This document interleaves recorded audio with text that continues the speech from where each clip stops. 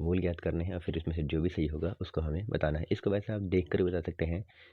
यहाँ पर आपके पास माइनस आ रहा है तो एक वैल्यू जो होगी माइनस की होगी, और इसकी जब हम डिवाइड करेंगे इसके अनुसार तो वहाँ से भी हमको पता लग सकता है कि 2 और 5 ही बनेगा इसका। मगर आइए इसको सॉल्व करते हैं, क्योंकि कुछ हमारे साथी थोड़ा टेंशन में आ जाते हैं ऐसे क्वेश्चन को देखने के बाद, इसीलिए इसको सॉल्व करते हैं।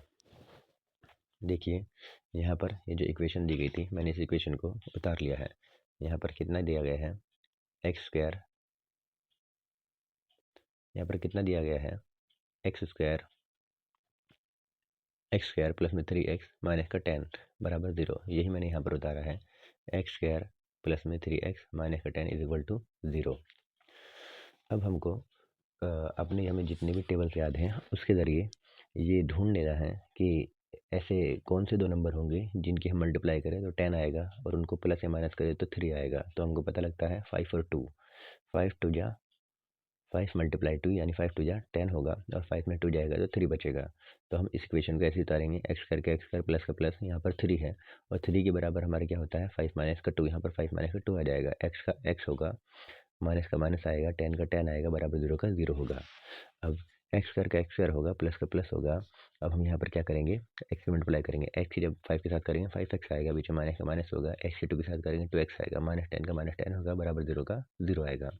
इसके बाद एक्स स्क्वायर का एक्स स्क्वायर होगा, प्लस का प्लस आएगा यहाँ पर, फिर 5x होगा, माइनस का 2x होगा, माइनस का 10 इक्वल टू 0 होगा। यहाँ पर देखो इन दोनों चीज़ के अंदर क्या चीज़ कॉमन है, यहाँ पर भी x है, यहाँ पर भी x है, x कॉमन कर लेंगे। यहाँ पर 2x थे, एक बाहर गया और यहाँ पे x बचेगा, प्लस का प्लस, यहाँ से एक x बाहर गया तो यहाँ पे 5 बचेगा।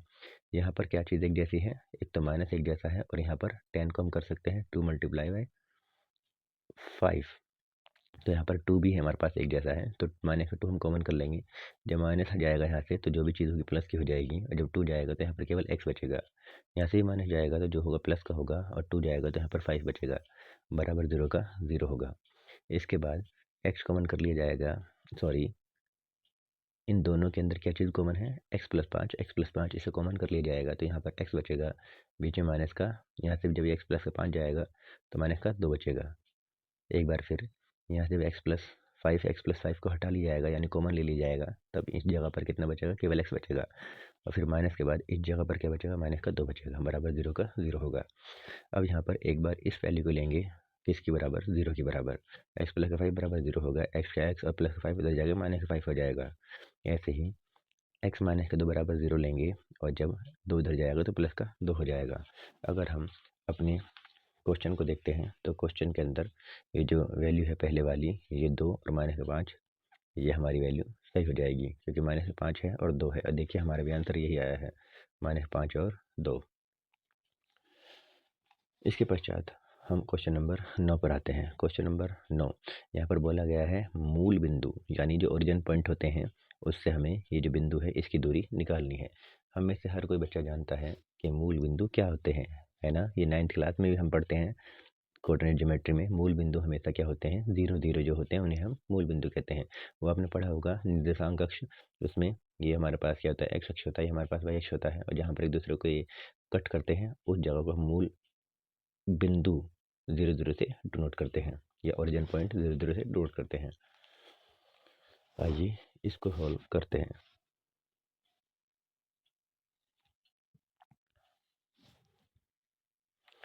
देखिए यहाँ पर ये क्वेश्चन दिया गया है, मूल बिंदु से -6 और 8 की दूरी ज्ञात कीजिए। हमें पता है मूल बिंदु यानी ओरिजिन पॉइंट, इंग्लिश मीडियम वाले के लिए मैं बोल रहा हूँ, अब वो नोट कर सकते हैं। मूल बिंदु 0 0 होंगे, तो हम एक लाइन खींचेंगे, जिस बिंदु को हमने यहाँ पर शुरुआत में लिख दिया है, और जो ओरिजिन पॉइंट है उसको हमने बाद में लिख दिया है, ठीक है। अब पहले वाले बिंदु को हम x1 मान लेंगे, दूसरे वाले को y1 मान लेंगे, ऐसे ही इसको x2 मान लेंगे, इसको y2 मान लेंगे।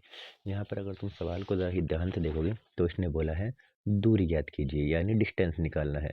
तो डिस्टेंस का फॉर्मूला हमको पता है, हमने पढ़ा है ये अपना फॉर्मूला, दूरी यानी डिस्टेंस बराबर रूट में x2 माइनस में x1 का होल स्क्वायर प्लस में y2 माइनस का y1 का होल स्क्वायर, बराबर का बराबर आएगा। x2 कितना हमारे पास है, 0 है, यहाँ पे 0 आएगा, बीच में माइनस का माइनस होगा।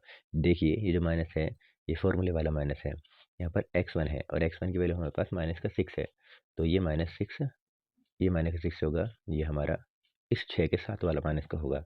फिर हम इन दोनों को क्या कर देंगे, स्क्वायर चढ़ा देंगे, बीच में प्लस का प्लस होगा, y2 हमारे पास 0 होगा, यहाँ पर 0 लगाएंगे, बीच में माइनस का माइनस होगा, यहाँ पे y1 है, y1 की वैल्यू हमारे पास 8 है, यहाँ पर 8 आएगा, फिर स्क्वायर का स्क्वायर हो जाएगा। एक बार फिर से देखते हैं बाबू, ध्यान से देखिए, रूट का रूट होगा, x2 है, x2 वाला हमारे पास कितनी 0 है, यहाँ पे 0 आएगा, बीच में माइनस का माइनस होगा, फिर ये जो फॉर्मूले वाला माइनस है इसके बाद हम x1 की वैल्यू रखेंगे, x1 की वैल्यू माइनस का 6 है, तो यहाँ पर माइनस का 6 आएगा। अब दो माइनस एक साथ नहीं हो सकते यहाँ पर इस तरह से, इसलिए यहाँ पर ब्रैकेट लगाया जाएगा और फिर इसके ऊपर बड़ा ब्रैकेट चढ़ाकर उसका ऊपर है उसका रह जाएगा, प्लस का प्लस, y2 कितना है हमारे पास 0 है, यहाँ पर 0 आएगा, बीच में माइनस का माइनस होगा, फिर y1 हमारे पास कितना है 8 है, यहाँ पर 8 आएगा, और फिर जैसे कि इसका पूरे का स्क्वायर है इसका ही पूरा स्क्वायर हो जाएगा। तो आइए आगे सॉल्व करते हैं। यहाँ पर बराबर का बराबर होगा रूट में, फिर यहाँ पर जब क्या कहते हैं हम 0 तो 0 ही रहेगा, मगर माइनस माइनस क्या हो जाएगा प्लस हो जाएगा, और यहाँ पर 0 और 6, देखिए 0 होगा पहले, फिर माइनस माइनस प्लस हो जाएगा, प्लस का कितना 6 हो जाएगा, 6 को 0 में जोड़ेंगे तो 6 को 0 में जोड़ेंगे तो 6 ही आएगा, स्क्वायर का स्क्वायर होगा, प्लस का प्लस, यहाँ पर अब देखिए माइनस का 8 और 0 माइनस का 8 होगा, है ना, और माइनस का 8 का स्क्वायर करेंगे तो ये प्लस का 8 का स्क्वायर हो जाएगा, माइनस जो होता है वो स्क्वायर खत्म हो जाता है, बराबर का बराबर होगा, यहाँ पर 6 का वर्ग करेंगे हम तो हमारे पास 36 यानी कि 36 होगा, प्लस 8 का वर्ग करेंगे तो हमारे पास 64 होगा, है ना। इसके बाद वर्ग यानी कि इसके बाद हमारा ये रूट, इन दोनों को जोड़ देंगे तो 100 आएगा, इसको हम अगर दो इसके टुकड़े करना चाहेंगे तो ये 10 इंटू 10 हो जाएगा, फिर यहाँ पर 10 रूट होगा, यहाँ पर कितना है ये रूट होगा, तो यहाँ पर 10 एक बार 10 एक बार 10 2 टाइम्स हो जाएगा, 2 बार हो जाएगा, स्क्वायर से स्क्वायर बन जाएगा, स्क्वायर से रूट कट जाएगा, यहाँ पर 10 निकल के आएगा। हम देख सकते हैं हमारा जो ये फॉर्मूला जो हमारा जो क्वेश्चन था इसका ये हो जाएगा। आइए हम पढ़ते हैं अपना क्वेश्चन नंबर 10।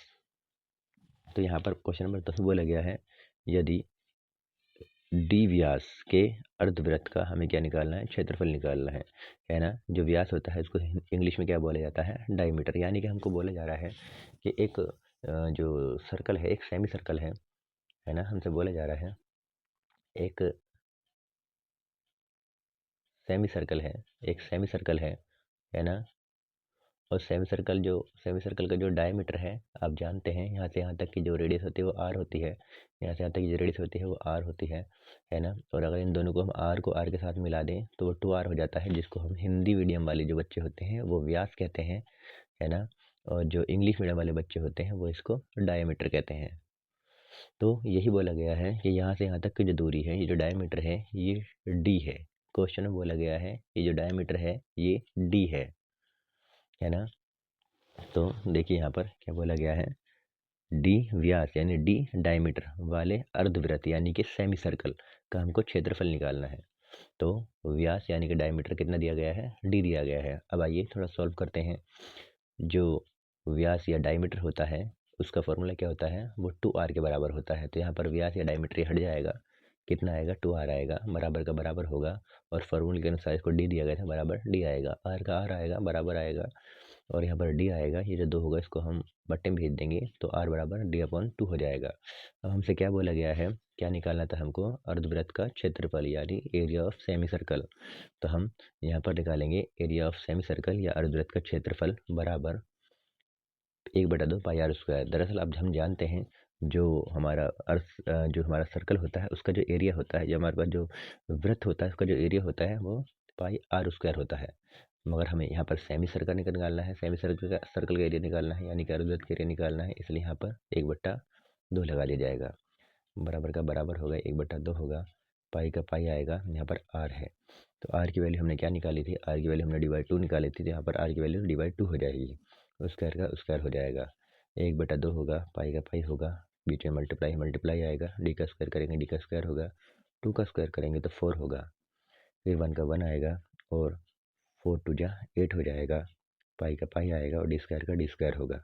तो ये हमारे पास आंसर निकल के आएगा। हम देख सकते हैं हमारे जो चारों आंसर हैं उसमें ये जो आंसर है, ये हमारे जो आंसर हमारा आया है उससे ये जो विकल्प है, ये जो ऑप्शन है ये मैच खाता है, तो यही हमारा आंसर होगा। अगर हमारी वीडियो आपको पसंद आई है तो इसे लाइक कीजिएगा, मुझे अक्सर बोलने की आदत नहीं है वीडियो में, इसलिए मेरी ज़बान कभी-कभी लड़खड़ा जाती है इस टाइप से, तो उसके लिए माफ़ कीजिएगा। और अपने सारे विकल्प या सारे पेपर सॉल्व करने के लिए हमसे जुड़े रहिए, हमारे चैनल को सब्सक्राइब कीजिए और इस तरह से सभी के सभी जो क्वेश्चन हैं हम आपको सॉल्व करवाएंगे वन बाय वन। हम उम्मीद करते हैं कि आपके पेपर से पहले हम आपको कम से कम 2024, 2023, 2022, 2021 4 या 5 साल के पेपर सॉल्व करवा दें। अगर आप चाहते हैं हम कठिन से कठिन क्वेश्चन को बड़े ही प्यार से और आसानी से कर लें तो जुड़े रहिए, लाइक कीजिए, सब्सक्राइब कीजिए।